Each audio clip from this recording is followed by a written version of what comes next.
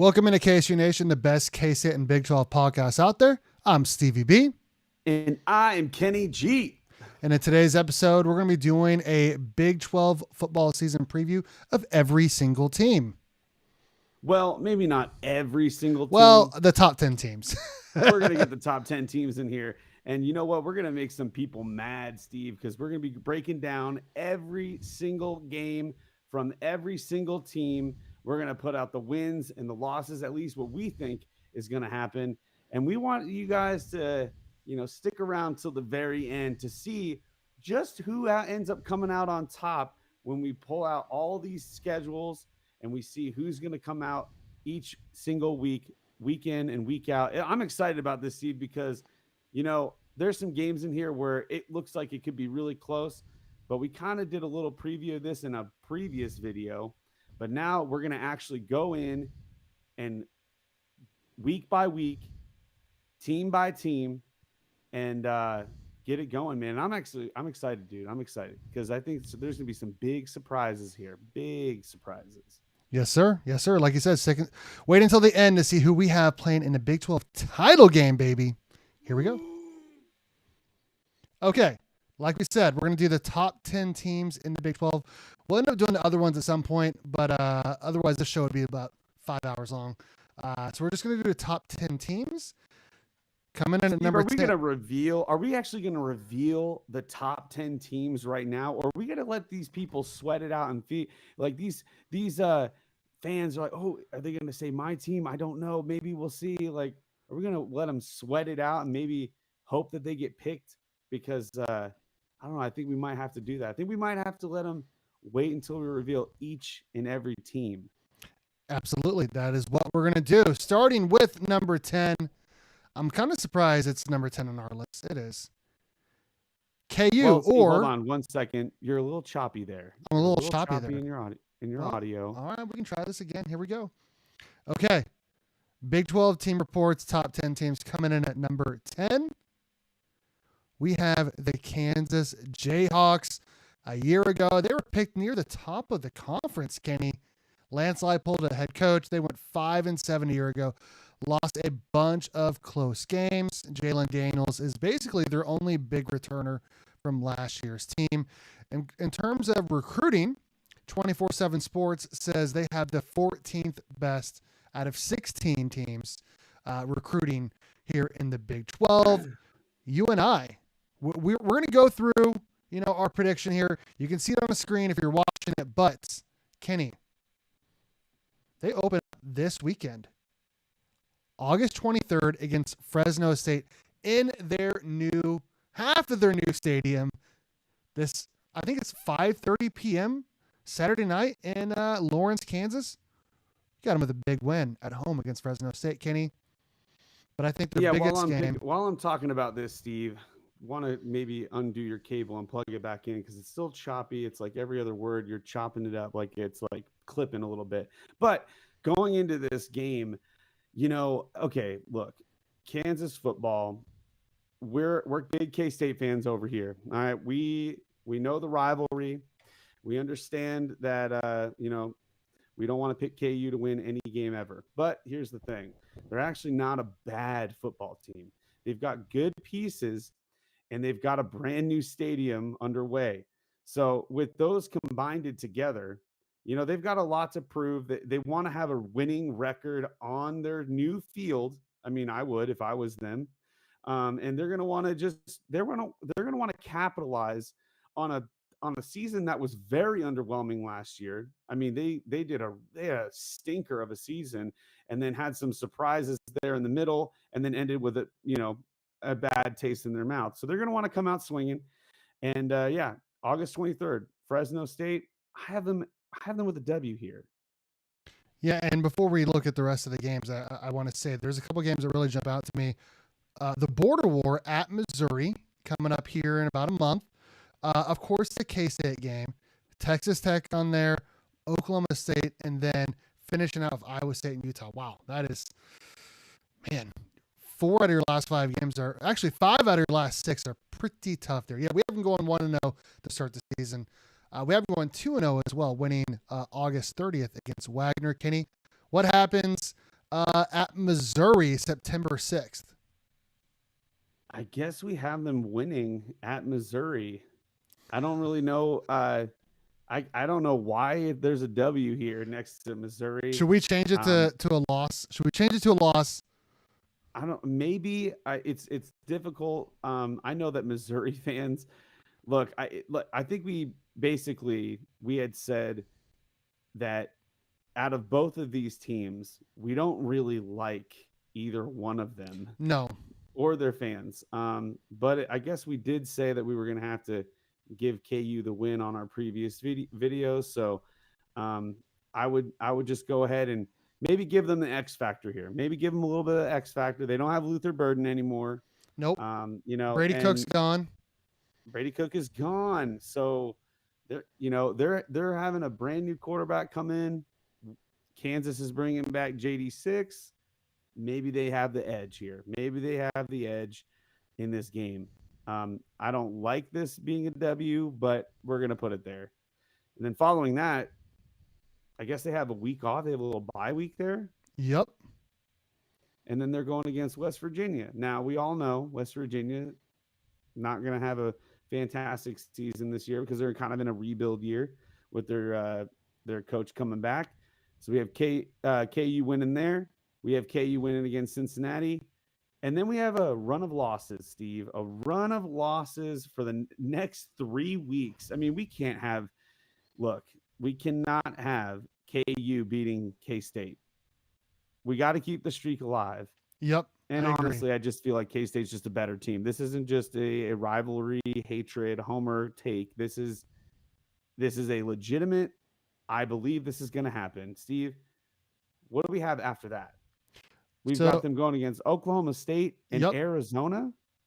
Oklahoma State and Arizona might be their only wins after beating Cincinnati. Like, if you really look at their schedule, like 4 of their first 5 games are at home. They should win every one of those home games. I mean, they're against inferior opponents, but then you go on the road for a couple of games, like you said, at UCF, Texas Tech, and then K-State at home. We have them losing all 3 of those. But then we do have them winning a home game against Mike Gundy's Oklahoma State team that went 3-9 a year ago, and then winning at Arizona, who really, really, really struggled last year. But Kenny, to finish the year, they have 2 really, really, really tough opponents at Iowa State and then at home against Utah. What happens? Oof. Yeah, I would say their back half is probably one of the hardest schedules to have to go against. I mean, at Texas, at Iowa State, I mean, you get a couple really tough games at home, but I mean, I'm looking at this schedule. I wouldn't want to be KU in this setting here. I mean, yeah, it doesn't look like the last 2 games of the year are going to really be looking good for them. I mean, it's interesting though that Utah is going to get both K-State and KU at the end of the season. Very, very interesting. They're going to play us at their home, and they're going to play KU in Kansas. So, but other than that, I mean, yeah, looking at this schedule, I would say, 7 wins, 5 losses, but a 4-5 in the conference. I mean, I think that's a pretty solid place for KU. I think KU, after having the season that they had last year, I don't think you can expect anything better than this. Yeah, no, and I agree with that because, like, even if you switch out the Missouri game as a loss, which is probably more likely, honestly, I guess you can change the UCF to a win, maybe. But I think their floor is probably 6-6, and their ceiling is probably 8-4. Yeah, I don't. They're ceiling 8-4, just basically 1 extra win. Yeah, the UCF game is going to be sort of a toss up because we don't really know what kind of game UCF is going to pull out. Because if we're judging this team based upon what they did last year, UCF was taking Iowa State to 4 quarters, and it's it's very interesting. I'm not really entirely sure what to think about this UCF team, but I have a good idea. Going down to UCF, if it just happens to be a rainy game, who knows what would happen. I mean, KU are notorious for choking under pressure, and I would just have to assume that they're going to be probably taking the L here, and UCF being at home might have the advantage. So yeah, I agree with this. Um, what are we? Are we just going to move on from the 10th team straight to the 9th team? Right? Is that what we're doing? Sounds good. All right. Let's say Moving on to number 9, we have Utah. Utah. Now this is going to piss a lot of people off, Steve. People are not going to be happy about, well, maybe BYU fans will be happy, but people, the rest of the world is not going to be happy with this take, having Utah be the number 9th team in the conference at the end of the year based upon wins and losses. Let's just break it down, Steve. Let's rip the Band-Aid, okay? Let's just rip the Band-Aid off really quickly, get it over with. Well, they play at UCLA to start the season. That's a tough game in and of itself. And you got Cal Poly at home and at Wyoming. I don't know why they're playing 2 road games in a non-con. That is wild to me. But we do have them starting 3-0, Kenny. First game, like I said, August 30th at UCLA. What happens after that? Starting Big 12 play. Starting Big 12 play, look, they're going against Texas Tech. And that is going to be one of the biggest games of the year. Starting off, I don't think that Utah is going to be ready for a team like that. I mean, you've got a brand new quarterback coming in. You've got a brand new OC that's with that quarterback. I don't know how quickly they're going to get acclimated, to play against a team like Texas Tech, which, by the way, they're bringing back their quarterback. They're bringing back their system. All they have is just a bunch of brand new players, high-level players that are coming back. And they're, in key positions that are going to take over the game. I will say that Utah has a very strong front seven, or I should say, front seven defense. And then their offensive and defensive line with that regard is also probably arguably the best in the Big 12. I mean, they've got some dudes on the line on both sides of the ball. So I don't want to take anything away from Utah, but Texas Tech, I think, just has the overall better team at the moment. And if you talk to anybody in media or, just anybody who's doing podcasting, they're going to tell you that Texas Tech is arguably the best team right now. They're in the top 5 teams in the conversation to win the whole thing.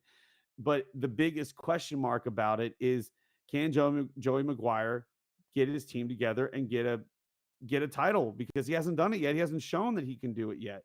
And so that's the biggest question mark. And also the other one I would bring up is that you have all these new players coming in from other schools, learning other systems of football.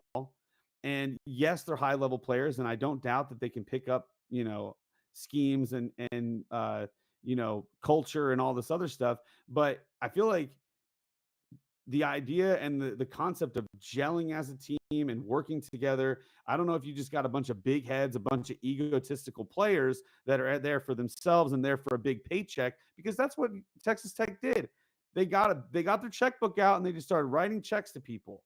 And yeah, you can get a lot of players like that, but I don't know if you're going to get the performance that those players can put out. Now we'll have to see. It's a big what if against Texas Tech, but I would have to say, judging about the what if for them, I feel like they have known commodities. We don't know what Utah has with their new quarterback. I mean, we saw quarterback issues last year, did not work out well for them. Their defense is solid.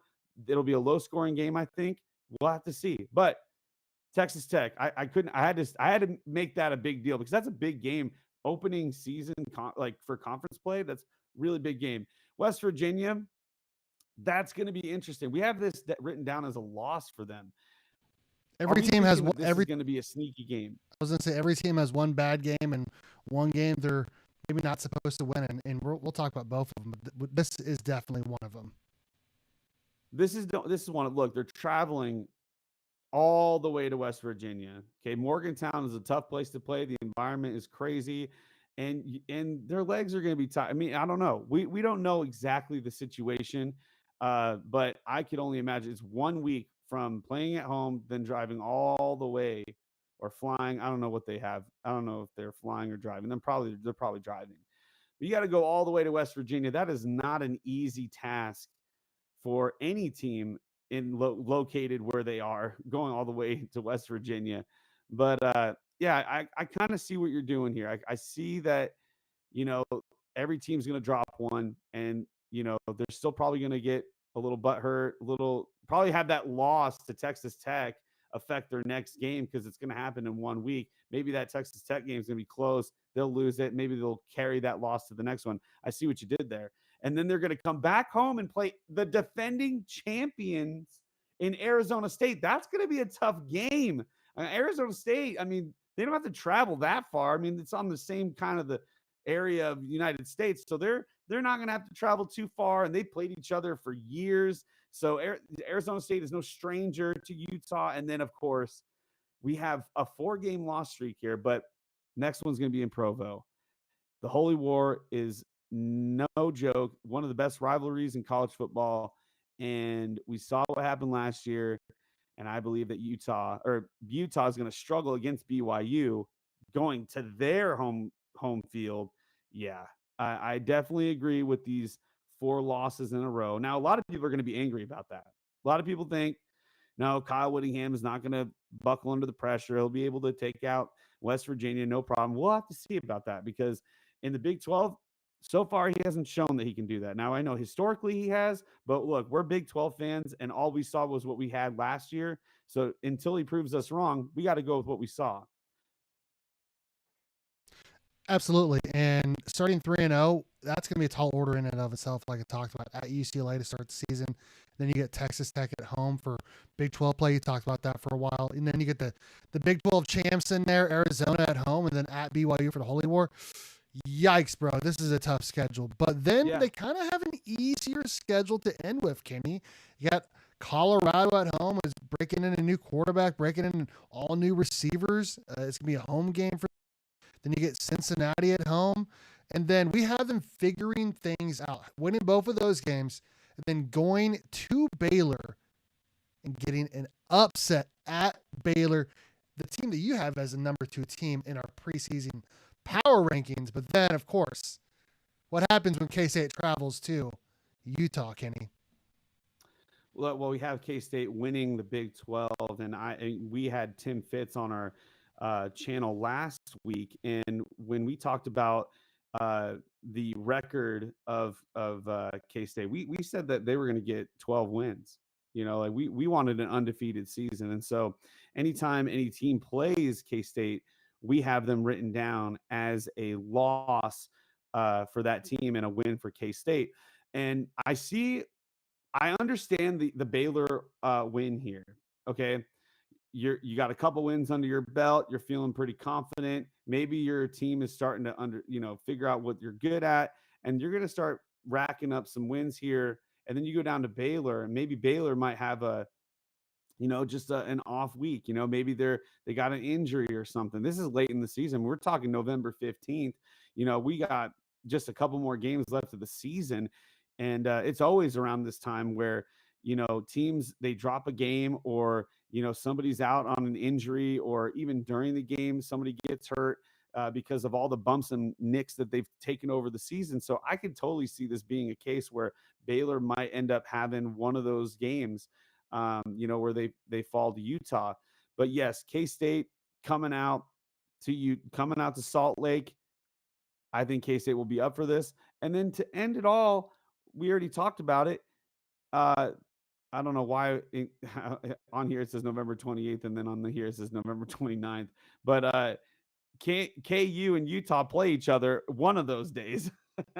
On one of those days, they play each other. And we had already talked about Utah winning at KU. I mean, I just feel like they're a better team overall, against KU. And so that's why we would have them at number 9, the 9th team in this conference, basically based upon the fact that, they're going to have the head-to-head, it looks like, because they got the same record, 7-5, 4-5, but they do have the win over KU, and so that's what would move them to number 9. I already see the comments coming in, Steve. I already know you guys are so unreliable. All you do is eat ranch dressing and drink cheeseburgers, and that's all we ever do. And I already know it. I already know what they're gonna say. But you know what? Until Utah shows us otherwise, this is what we have for the record. This is what we've got, and they're at number 9. Let's move on to number 8, Steve, and this is kind of crazy. What do we got? Number 8. Oklahoma State, We've baby. got Mike Gundy's Cowboys, dude. 3-9 a year ago. This is amazing. Who would have thought in this universe, in this day and age, we would see a team not win a single conference game, end in dead last in the conference, and then basically have everybody get fired in the offseason and then come back and end in 8th place on the standings at the end of the year. I mean, that to me is pretty good. Now, I don't know if that's going to be enough to save Mike Gundy's job, but I will say it's better than an 0-9 season. You know what I mean? So, yeah, Oklahoma State, I mean, what can you say? They're going to come out. They're playing UT Martin. That's an easy dub. And then September 6th, they're going to Oregon to play Oregon, the team that was undefeated in the regular season last year. They're going all the way to Oregon. Yeah, that's probably going to be an L. They're probably going to lose that game, and it's going to be no ifs, ands, or buts about it. I mean, Oregon's just but how crazy would it be if they got a win? That would be unreal. Just kind of proving that the Big 12 is nothing to shy about. And then they go to they play Tulsa. Okay. It's just Tulsa. They're not that crazy of a team. And then they have their conference opener against Baylor. Wow. What a huge game to start the conference play for the Oklahoma State Cowboys. Baylor, that's going to be a tough order. Okay. They're basically a team bringing a lot of people back. They've got a lot of hype behind them. They've got a great running back, a solid quarterback. I don't see them. I just, on paper, Oklahoma State should always lose this game. And then Arizona, Houston, Cincinnati. I don't see how they can't win all 3 of those games. I mean, Mike Gundy at the helm, all new team. Maybe they have like this honeymoon, sort of scenario where things just kind of come together. Maybe they don't get so butthurt about the Baylor game, and then they just really lock in for those 3 weeks. It looks like, just looking at this schedule, it looks like the Oklahoma State Cowboys are going to be on a bit of a streak, streaky kind of team. You do the win-loss, but then they win 3 in a row, and then we've got them losing 3 in a row after that. I mean, that's kind of crazy, I mean, it could just be the schedule, it could just be, the schedule just happened to pan out that way, but we'll have to see what happens. But, it's a big question mark, a lot of question marks with Oklahoma State. Not sure if they're going to pull it out, but you have to believe in Mike Gundy, and I know the Oklahoma State Cowboys are definitely, always going to be rooting for their, this their man, like Mike Gundy. He was their quarterback back in the day. He's the man. He's like the Bill Snyder of Oklahoma State, and so they're gonna be pulling for him and have all the faith that he's got it under control. And we'll just have to see, man. It's a new era. It's a new day and age in college football, and maybe the game that Mike Gundy coached all those other years, maybe that game has kind of passed him by. We'll have to see. This season is going to have a lot to say for Mike Gundy and his team. I mean, has it passed him by? Is he kind of left in the history books? I mean, we don't know. We do not know. But this schedule is kind of interesting. We have them also winning the last 2 games. Interesting. Can we key on Iowa State's the win at Iowa State coming to Boone Pickens? what we have them beating Iowa here. What's the reasoning behind that, Steve? I just think on senior night, like I don't know, based off of our picks a couple weeks ago, it has to be based off of Boone Pickens crowd. You have it as a top 5 stadium in the Big 12. It's tough to play there. Senior night, I think Iowa State's going to be coming off of an emotional game before that. We just have them winning their final 2 games at UCF, and Iowa State at home to finish 8-4, which is a major improvement from 3-9 to 8-4. Yeah, I mean, one other thing I will say, K-State's never won in Stillwater under the Chris Kleiman era, and so having us put K-State as a W here, I mean, that's going to be a tall order. I mean, obviously, if there was ever a year to beat Oklahoma State as a K-State fan, it would be this year. I mean, there's a lot of question marks and unknowns, and K-State's able to, take the wins against Oklahoma State when they come to the bill. But every time we end up down in Stillwater, it's like Chris Kleiman's kryptonite or something. And so I know that you're excited to see a win for K-State, finally breaking that curse, getting over that hump. And so that was one other thing I wanted to point out there. But yeah, 8-4, 5-4 in the conference puts them solidly in 8th place. I mean, pretty good for the Cowboys after having a really bad season last year. It's sort of a comeback year. Now this another shocker. I mean, we're shocking the polls here, the standings that we have. I mean, we've got Iowa State in 7th place. In 7th place. And that is kind of a shock, Steve, because Iowa State,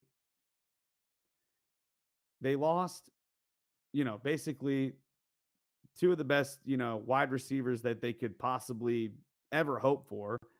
And I can understand why they would be losing some more games than they would be winning this season. They're probably not going to come back and have a, college defining season or whatever, where they win for the first time double digit wins for their season. In fact, we have them written down as getting 9 wins and 3 losses. And isn't that hilarious considering like just when you thought Matt Campbell had turned this all around, now all of a sudden, they're back to the 9-win streak again. They're back to 9 wins, 8 wins, whatever. But I think the big thing that we have to point out here is that Iowa State is going to have a loss on the first game of the season, and it's coming against K-State. I mean, that's right around the corner. Right around the corner, Steve. And we're gonna do a whole pregame picks and all of that. Well, yeah, I cannot wait for that. Breaking down that game is going to be really, really good.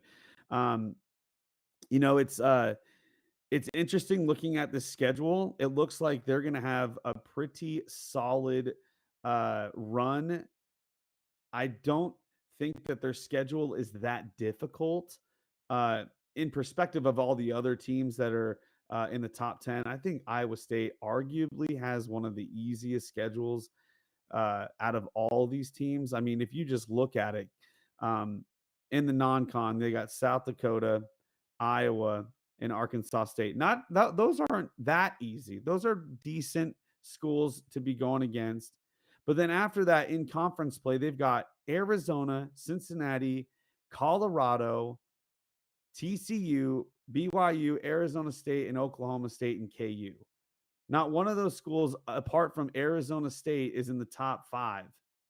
So I don't see, and of course K-State, but that's after the non-con.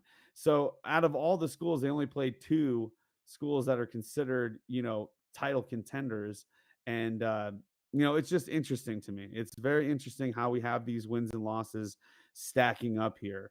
Obviously, we have K-State winning the first week.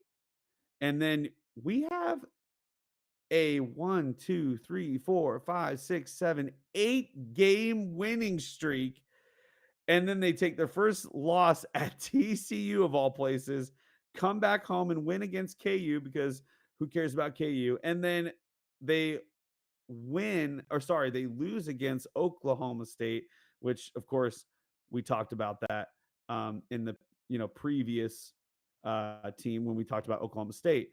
So let's talk about this 8-game winning streak, Steve. What is your logic here in this 8-game winning streak?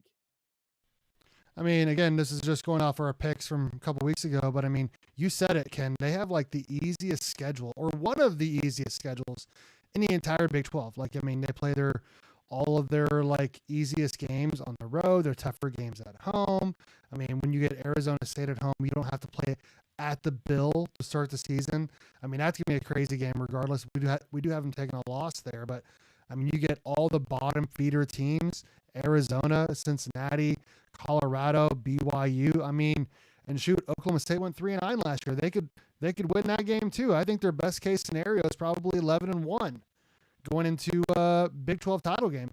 But we do have them going 9-3, 8 straight wins in the middle: South Dakota, Iowa, Arkansas State, and then Arizona, Cincinnati, Colorado, BYU, finishing out with Arizona State. I think we have them losing to TCU because beating Arizona State at home in a rematch of the Big 12 title game from a year ago is going to be pretty emotional. And then you got to go on the road the next week.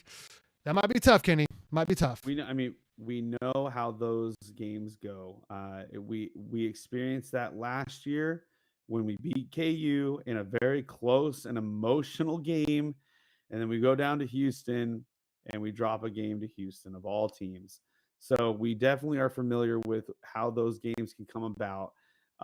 I do like how Iowa State is taking the win back from in their in-state rival. I like how they're keeping that alive here. At this point, you can't really bet against the Big 12 when you've got these teams, Iowa and Arkansas State. They're basically like middle of the road teams in their conferences. So I would bet a top team in the Big 12 to go against any middle of the road team in other conferences for sure. And so I like this, man. Seventh place for Iowa State after having a monster year last year. It didn't end the way they wanted to, and I'm sure they're going to be hungry for a Big 12 title. But I just don't see it, even with this very easy of a schedule. I mean, you couldn't ask for an easier schedule than this, but at least they're not they're gonna be going bowling. Okay. And I think the fans should be happy about that. And I definitely agree with where you put their ceiling, having it be 11 wins at the maximum. So what do we have next, Steve? What do we have next? I'm looking at this Moving here. on, we have the team that you think So is going to number be. 6. Yeah, you have them being the second place team in your preseason power rankings, but Kenny, because of the tiebreakers, we got Baylor sixth in the Big 12. I can't believe it, dude. I cannot believe it. But there are moments in this schedule that I can see them dropping games. I mean, we have them going against K State. We have them basically, you know, uh, any team, again, where we have K State going undefeated. So K State's going to take every game. And then we have a loss at TCU. Man, it seems like TCU is just taking a lot of these games off of people. They seem like they're like the dark horse of the conference. Everybody is going to be slipping up at TCU. It looks like it just seems kind of crazy. Just something I've noticed going through all these lists here, and a loss to Utah. Utah is actually going to be in Baylor. We talked about that. And late in the season, um, you know, Utah will finally get its act together and figure out what's going on. And I think Baylor, after a win against UCF, I mean, winning twice in a row at home is doable, but it's hard to know for sure if they can actually pull that off. I mean, we saw that firsthand again with K State last year. We lost against Arizona State. We came back and we played Cincinnati and we won. It's hard to win twice in a row at home, but if you're going to win twice in a row anywhere, you want it to be at home. But yes, I think they have a somewhat difficult schedule in the front half of their schedule. Like it's pretty tough, and then it sort of levels out and gets easier at the end. So it's interesting that we have them winning basically almost their entire first half, and then in the second half, that's where they get a lot of their L's. What's the logic behind that, Steve? What do you think their reason is? Well, honestly, we have them going what 5-1 in the first half and what 4-2 in the second half. That's not too different. I think it really hinges on how well they play Week 1, August 30th against Auburn. I mean, that's a game that the SEC does not want to play, and they're going to have to play it at McLean Stadium. Your number one Big 12 conference stadium in terms of aesthetics. I mean, but you also got Arizona State in there and K State at home. I mean, I feel like a lot of teams they either start hot and bad or start bad and well. And I think this is one of those teams that might start off kind of hot, but as the season goes on, injuries happen throughout the season.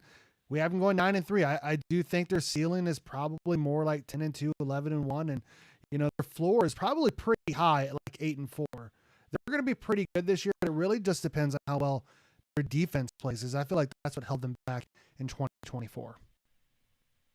Yeah, there's going to be there are some question marks, but not enough to really dub this team as a bad or a team that we can just like look over. I mean, they're going to be a very very solid team.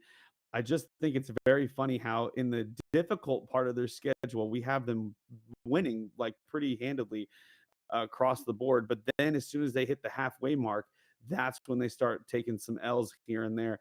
And against obviously lesser opponents, I mean, uh, we've got them losing at TCU. We got them losing against Utah. I'm not saying that those are easy or easy opponents. I'm just pointing out the fact that you're playing Auburn and SMU in your first two games. I mean, that's pretty difficult, and we have them winning there. So I'm not really sure. Uh, I can get behind what you said there, but overall, I think if I were to choose, if I were choosing, I would put Baylor